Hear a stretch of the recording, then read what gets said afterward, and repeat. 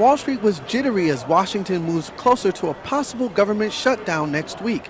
The Senate approved a measure that would keep the government running until November 15th without defunding the Affordable Care Act.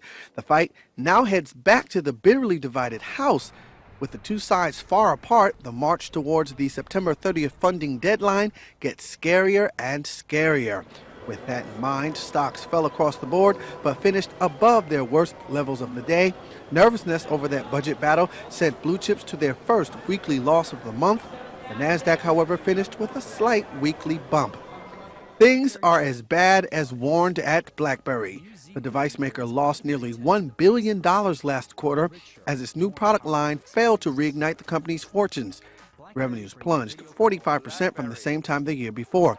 But there's another number catching investor attention. CEO Thurston Hines could get as much as $55 million if BlackBerry is acquired. The person who helped put that pay package together is the same person who offered to buy BlackBerry earlier this week. Shares are still trading below that $9 offer price.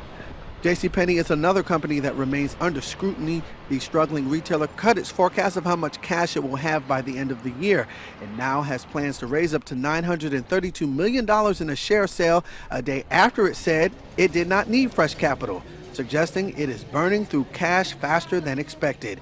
Shares of JCP tumbling 13% to lows not seen since the beginning of the millennium. On to the economy now. Consumer sentiment hit a 5-month bottom this month as shoppers worry about higher interest rates and lack of economic momentum. But a backward look from the government shows a jump in household spending in August thanks to higher wages. In Europe, stocks barely moved, with investors wary of political uncertainties at home and abroad.